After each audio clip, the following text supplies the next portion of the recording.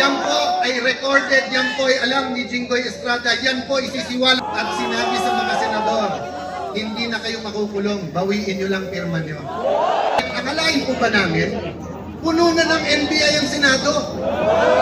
So nakita na ni Senator Lacson na nagpaloko-loko na yung Blue Ribbon Committee, inilagay pa si Erwin Tulfo. Ano po ang sabi ni Senator Erwin? Ang buhay po natin ay iikot na lang sa flag mo. Alam niyo po bakit ako naiiyak? Sige, pakilala ko na po. Senator Peter Alan Cayetano.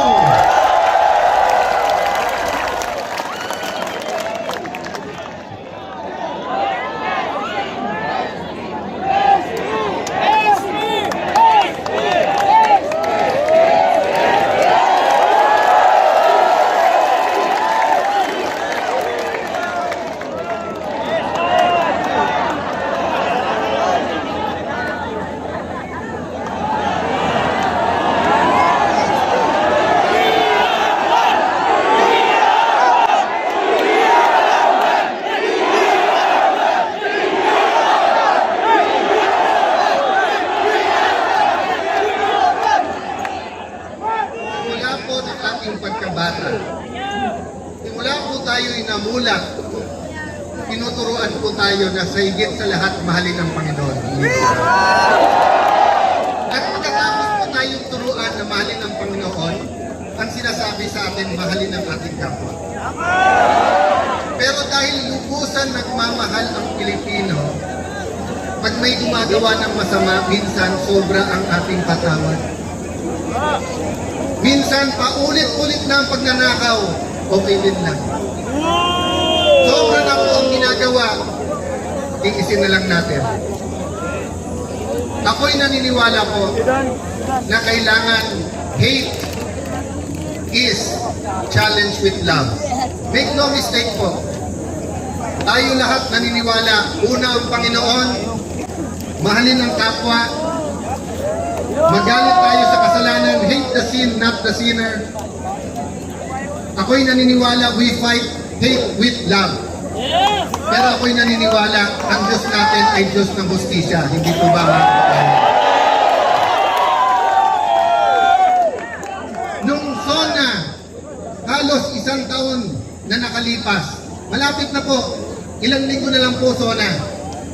Ang sabi po ng ating mahal na Pangulo ay, mahiya naman ito.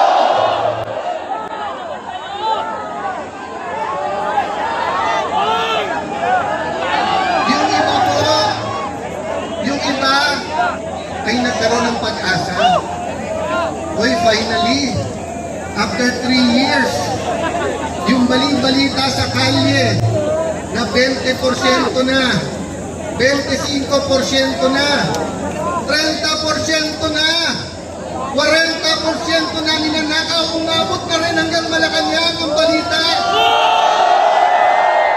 Nagkaroon po ng pag-asa ang ating mga kababayan. Kasi baka naman, dahil po siyempre iba, pag Pangulo ka, iba pagka sa taas ka. Hindi po ba? Kayo po ay napaka-blessed. Bakit po? Ang isang Pilipino, pag sumulat po sa inyong tagapamahala, kahit na saan po sulok ng bansa, nakakaabot. Pag may naaabdi na kapatid, nakakaabot at inaaksyonan.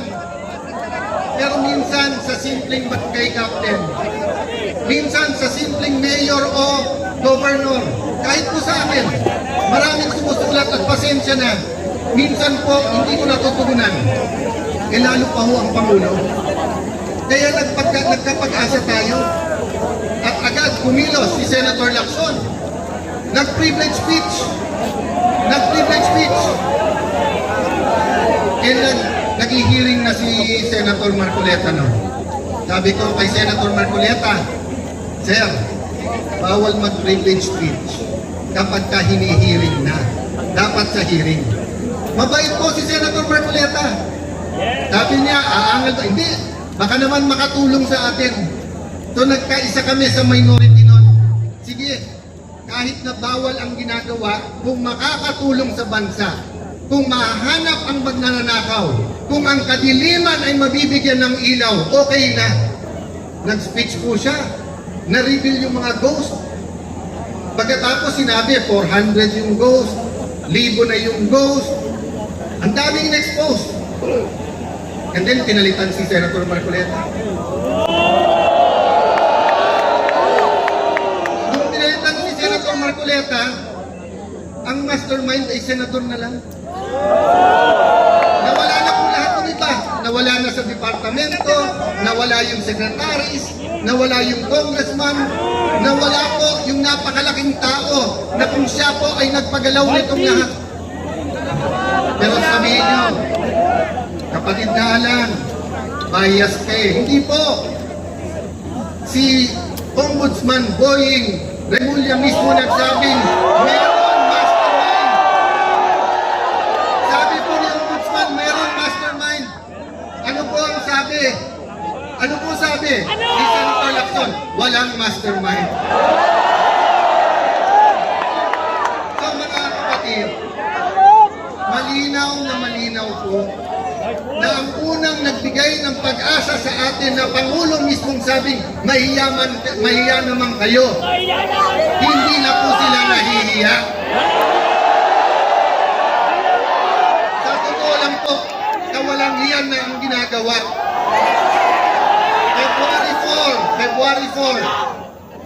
February 4 po, ipwepwesto po namin si Senator Legarda bilang Senate President.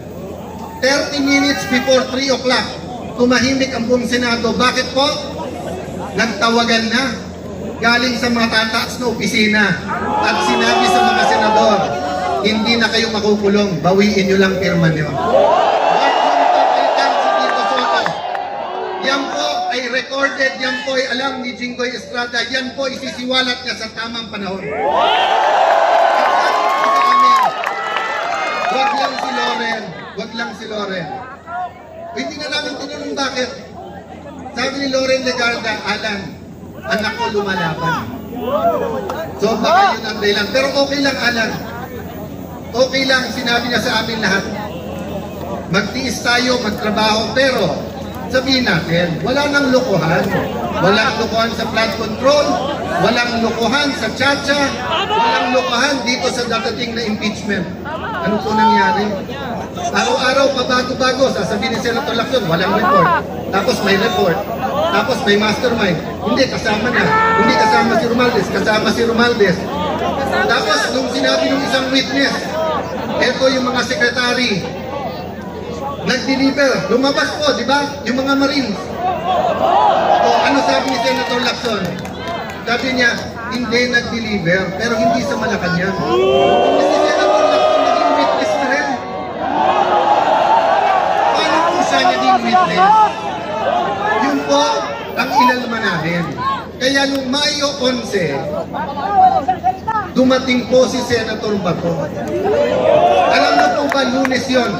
Sabado, tumawag siya sa akin, sabi niya, Alan, panay checkpoint na hindi na ako makakarating. Wala rin naman yung isa, hindi ko na sasabihin sa sino. Sabi ko, kuya, yung isang yon pang 14, pang 13 ka. Sabi niya, ganun ba? Sige, pagdadasal ko. Alam niyo po, nung sinabi niya pagdadasal ko, naramdaman ko na hindi yun yung parang, may pag-asa ba? May pag-asa. Pero tingin mo walang pag-asa. Hindi yung parang, boss, laban, pagdasal natin. Hindi po.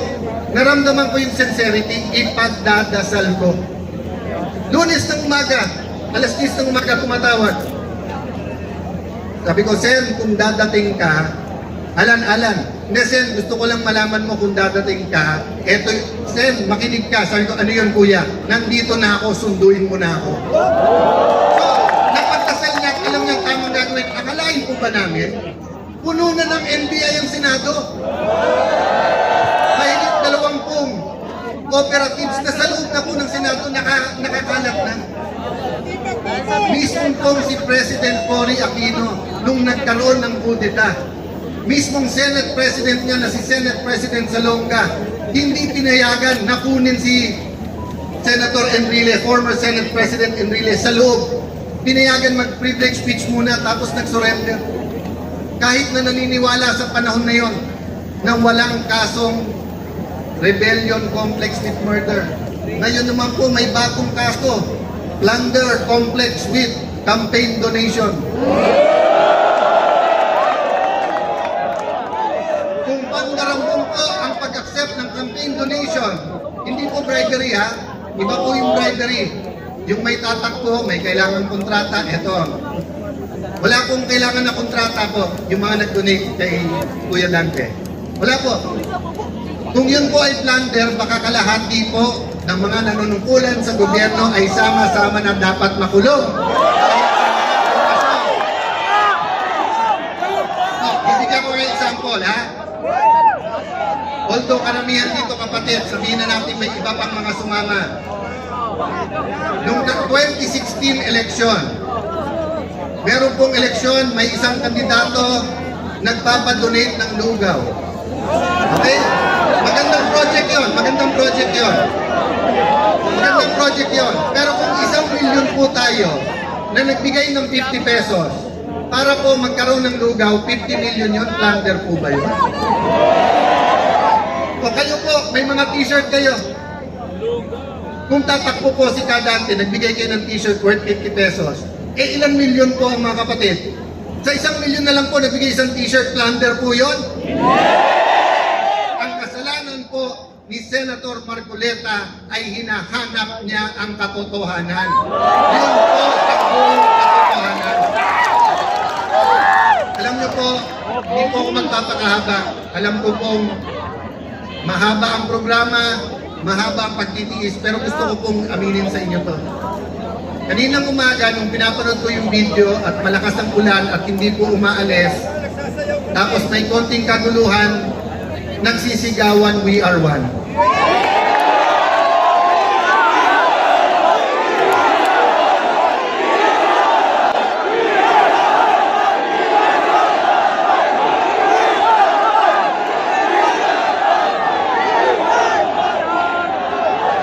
Aaminin ko po sa inyo, naiiyak po ako habang pinapanood ko yung video. Alam niyo po bakit ako naiiyak? 15 anyos po nandito ako sa EDSA. Maka Marcos po ako eh. Nung bata po ako. Assemblyman po ang tatay ko, 4 lang silang nanalo sa Metro Manila. Nung grade 5, grade 6 kami po. 3 lang ang suntukan. Pareho kayo ng crush, Grace pa Toyota o Marcos Aquino. Yun lang po, yung suntukan sa amin. Linggo-linggo, yun lang 3 ang pinagkakasuntukan.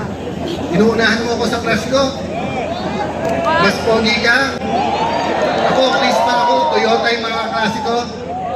O kaya, wala pang Ginebra nun. Toyota pa nun. O kaya, Aquino o Marcos. Pero dumating po ang panahon na kailangan sabihin, tama na. Tama na. Tama na.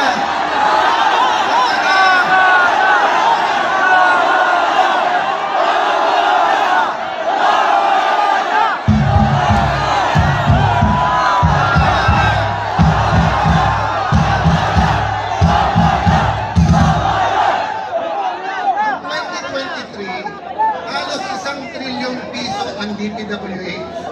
Ang flood control mahigit 300 milyon. Ang maintenance ng roads, unang beses, 1/3 din ng budget, mahigit din 300 milyon.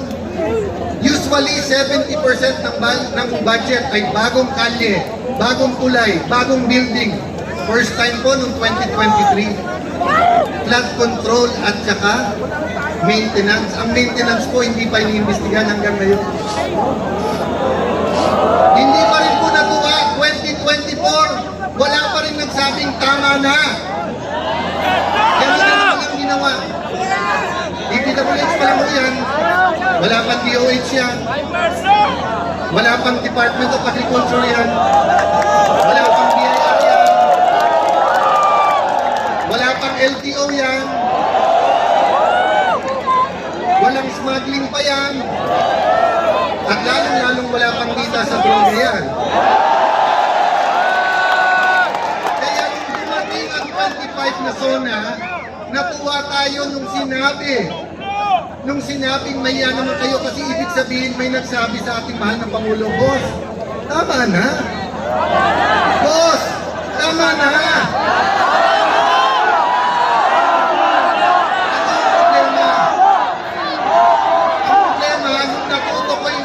Senator Marcoleta kung sino mastermind, nasabihan si Ping Lacson, tama na, nalalaman na kung sino ang problema, hindi na namin kinaya at pinalitan na namin si Tito Soto.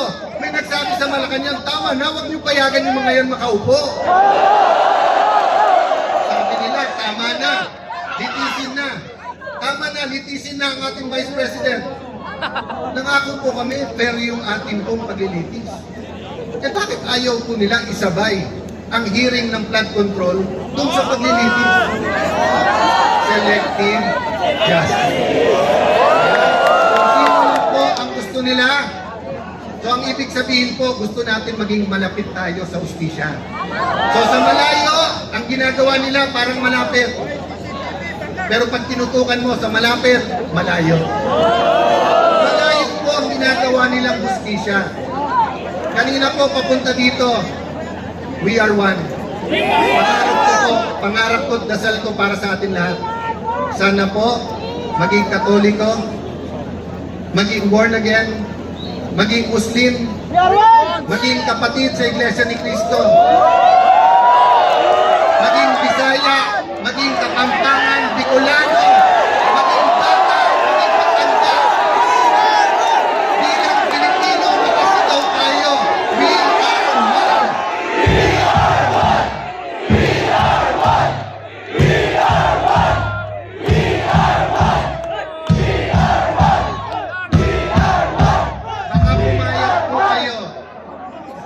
si Senator Marcoleta na hindi naririnig ng bansa na karamihan kung hindi tayo lahat ay sumisigaw ng we are one. Okay lang po. Pagkatapos po ni Senator Marcoleta, isa-isay na po kami. Kasi ngayon, dalawa na po ang nawawala sa kasamaan namin. Sinasabihan na si Senator Bongo, lalabas na warrant mo. 21 na lang. Sinasabihan na si Senator Marcoleta, ikaw na susunod ngayong linggo to. O di, ilan na lang yun? Dapat, 20 na lang. O, sabi ng ombudsman, maaring 2-3 senador. 13 na po sila. So yun yung hangarin, nasa 13, pwede na nila convict ang isang impeachable na officer. Kaya, yung iba nating kasama sa EDSA noong 1986, yung pong nagsasabing laban, yung po hindi lumalaban. Bakit po? Bakit sila hindi lumalaban? Bakit sila hindi sumisigaw na we are one? Dahil gusto nila pag na-impeach ang Vice President, sila ma-appoint at sila naman ang maging Presidente.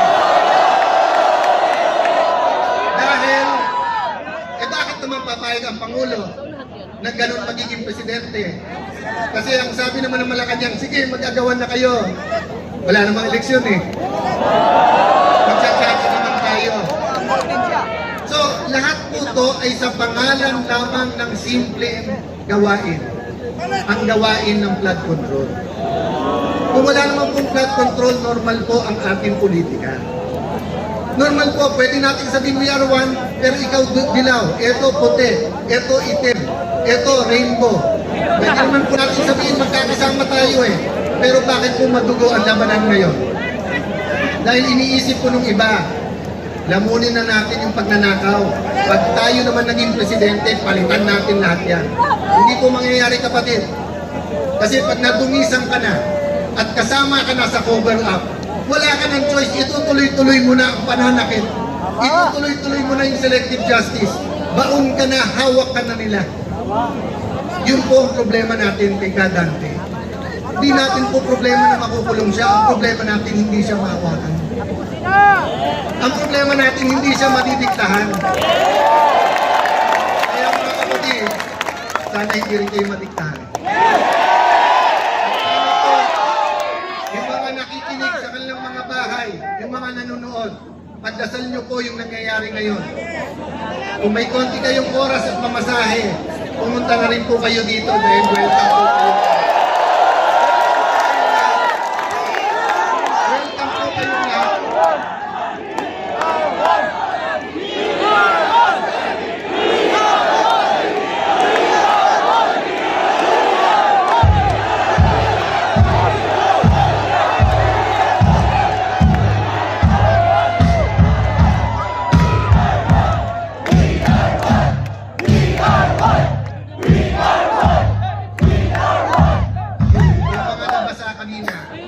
Yung mga papawisan, pag uwi nyo yung t-shirt na to, lalaban nyo, di ba? You will wash it. Pero tingnan yung t-shirt.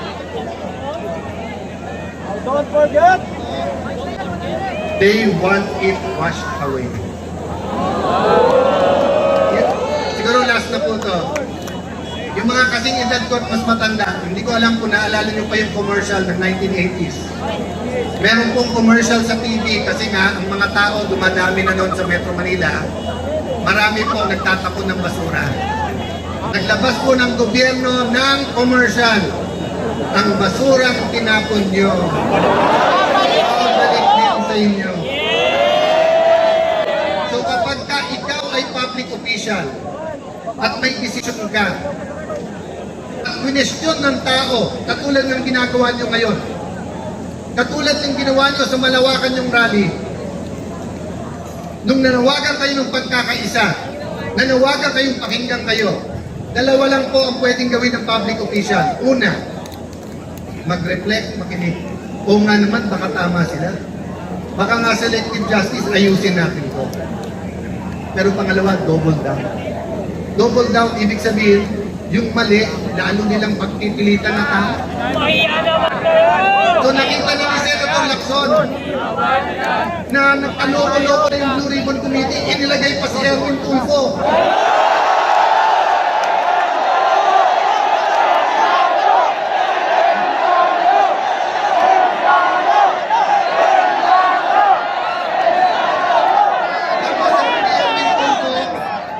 Nung siya po ay pinagbintangan ng 18 ex-Marines, huwag kayong mag-alala mga kababayan.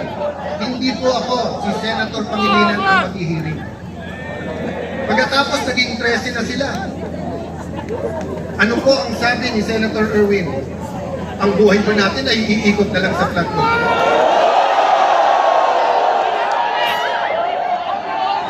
Pagkatapos nung nakawin, ang may 100 bilyong piso, ang trilyon-trilyong piso, sasabihan nyo kami, ang buhay ba natin iikot na lang sa investigasyon?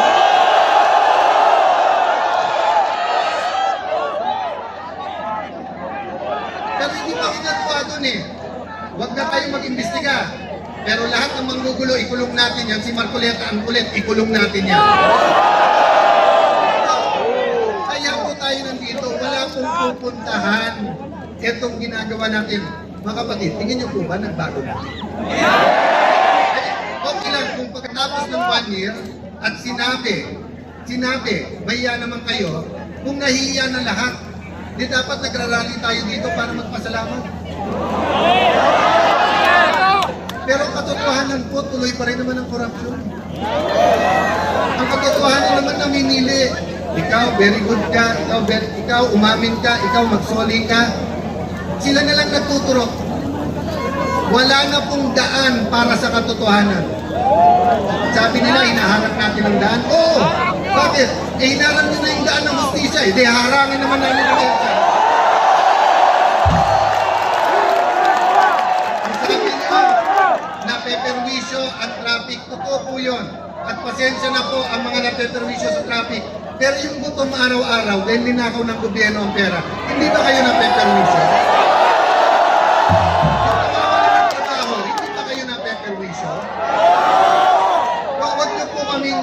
Iwanan ko po sa inyo mga kapatid. Huwag niyo po kaming alalahanin. Si Jinggoy Estrada, si Senator Bato, si Senator Legarda na hindi nakaupong unang Senate President na babae, si Senator Amy Marcos na kung saan dapat na-enjoy niya ang pagbabalik ng Marcos sa Malacanang pero pinili ni Amy lumaban kasama natin.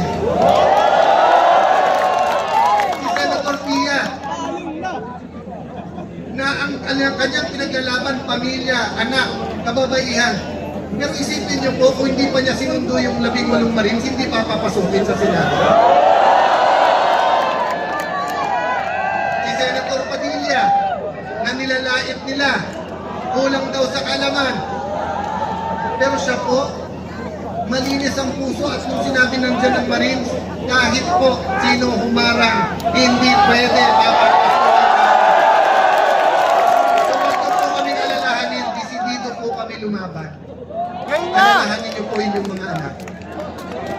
Kasi kung ano tinanim natin ng 1986, kung ano tinanim natin ng 1992, kung ano tinanim natin ng 1998, EDSA 1, EDSA 2, EDSA 3 ba, naalala niyo pa? Kung ano tinanim po natin, yan ang ating anihin. So mga kapatid, yung inyong paninindigan today, peaceful rally ha? Peaceful rally po. Kanina, pagkatapos sigaw yung DR1, sumisigaw po din. Walang manggugulo, maayos lahat, di ba? Ang mga polis, mahal natin sila, ginagawa nila trabaho. Pero sabi sa konstitusyon, ang pinakamataas, hindi presidente. Ang pinakamataas sa isang demokrasi ay ang... Sabi ng iba, huwag niyo idama yung Diyos. Hindi po nakalagay sa konstitusyon with the aid of the Almighty. Sabi po sa konstitusyon, tayo'y maka-Diyos. So mga kapatid, tuwing sisigaw kayo ng We Are One, sana maalala ng bawat Pilipino. Ano man ang ating edad, ano man ang ating kakayanan, ano man ating trabaho, ano man ating sport, ano man ating kapansanan, ano man ang ating religion, sana dumating ang araw na lahat ng Pilipino ay pwedeng sumigaw ng